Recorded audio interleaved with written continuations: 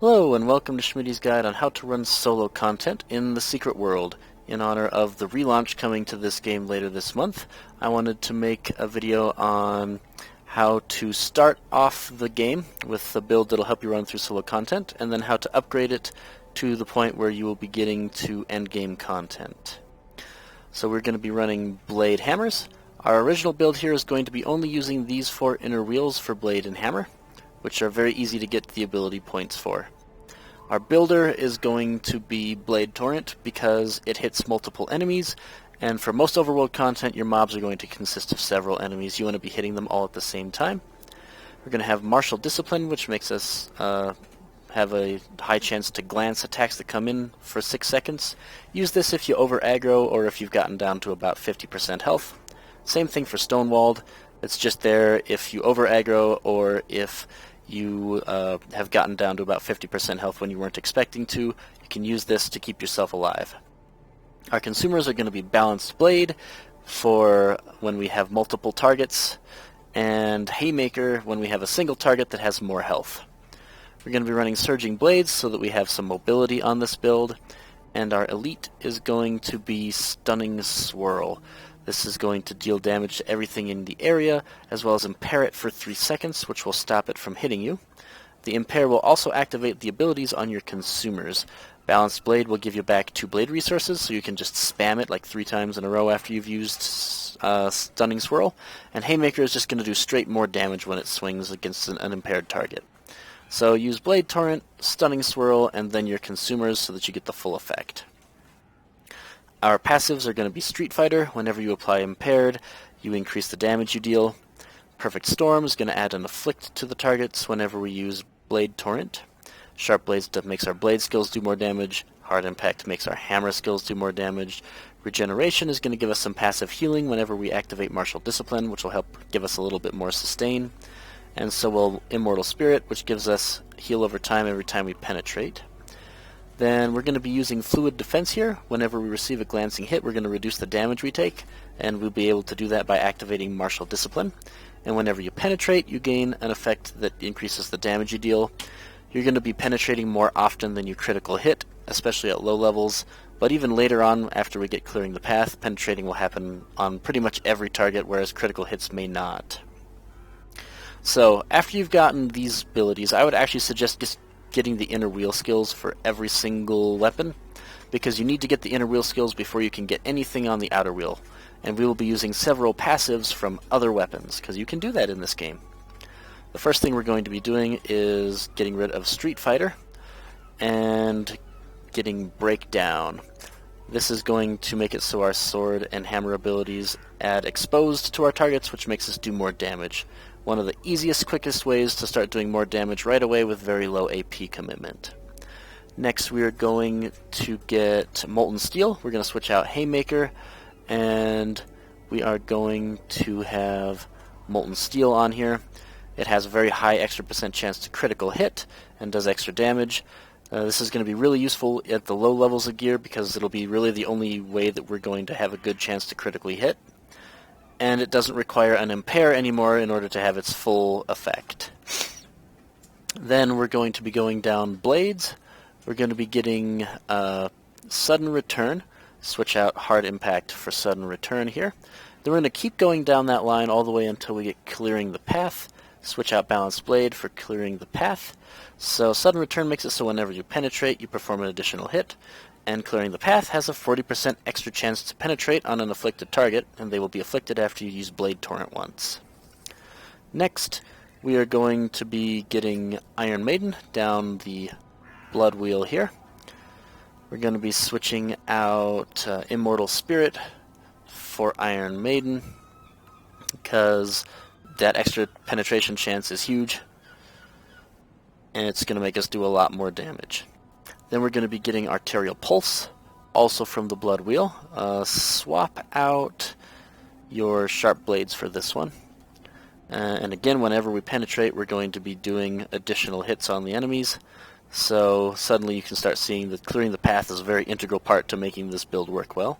And we're also going to be hitting Fluid Defense a lot more often as we penetrate with Clearing the Path.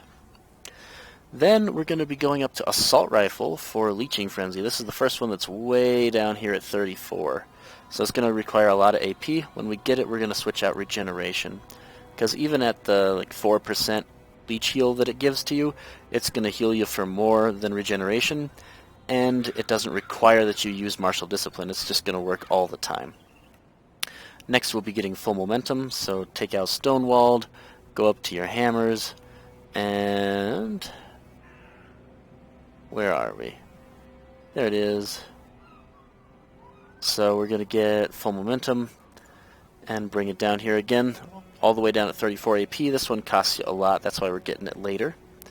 Next we're going to be switching out Surging Blades. Now you don't have to, this is kind of your utility skill. So if you like the dash, keep it, but if you found that you're not using it, we're going to take that off and we're going to switch it out for No Mercy. No Mercy is going to make it so that when we've killed something with No Mercy recently, the next No Mercy we use will guarantee a critical hit. So you're going to be able to do a lot of damage. And it also makes it so that we have a second hammer skill for Full Momentum, because Full Momentum basically makes it so we get an extra full consumer without having to use any builders to get up to it. So you'll be doing tons of single target damage with Molten Steel, Full Momentum, Molten Steel, or you can do a ton of damage with No Mercy, Full Momentum, No Mercy. Then we're going to be switching out Perfect Storm for Bloodsport over here in the Fist wheel. And yes, Bloodsport does do less damage than Perfect Storm, and yes, there's a reason we're doing that. The reason is because the next skill we're going to be going towards is Gross Anatomy. Whenever one of your afflicts expires or is renewed, it performs an additional hit, and Bloodsport is going to renew every time that you attack anything, whereas Blade Torrent's Perfect Storm only works when you use Blade Torrent, so it won't be doing as much damage. Then finally, honestly, Stunning Swirl is a perfectly fine skill to be using the entire time. If you are looking for the extra damage and you're not really having troubles with dying, this is a great skill to be using the entire time. I still use it sometimes, even now. But if you're looking for a little bit more sustain, then I would suggest going down to Hammers and picking up Unstoppable Force. You don't lose a lot of damage because when you activate it you do deal 15% more damage, but it also just gives you a laundry list of defense and sustain. You gain 25% more maximum health, you get a heal for a pretty solid amount, especially considering that we are running no heal rating here. And you are immune to all crowd control. You're also going to get back that major block chance. So it's just a giant laundry list of sustain that'll keep you rolling in fights that are going to last longer than the ones you would want to use Stunning Swirl for to end quickly. And that is going to be the build. While I level up, while I go through the main storyline content, really what I'm looking for is to have about 3,000 hit points. We want to put all the rest towards attack rating. And then for the glyph spots, for the secondary stats, I'm looking for hit, penetration, and then if I can't get those, the next best are crit rating and block. So we're also going to be going through a little bit on how I would gear once you get to the end game, just so that you know when you get there how I would expect you to be geared up. So first, we're going to get our blade by finishing the Transylvania missions. Put penetration on it and get a Signet of Breaching if you can. That Signet is expensive, but it is absolutely worth it. Then from issue 6, we're going to get a whip. I would suggest looking at the Secret World database on how to get this whip, because you need to do a couple of extra things during the mission where you get it in order to actually obtain a whip you can use. Issue 6 in the Scorched Desert is also going to give us our headpiece, so get the attack rating piece, put pen on it, and get a Signet of Laceration. That Signet is also an expensive Signet, so if you can't get it right away, just put it at the top of your wish list. You're going to be using a headpiece with Laceration on it for a lot of stuff. Next, issue 7 is going to give us the neck piece. This is actually the same neck piece we'll be using for tanking and for DPS, so it is just incredibly useful. Get attack, put hit on it, and get the issue-specific attack rating piece that you get from the Envoy of Ka Oro. Next, from issue 8, we're going to be getting a waist piece.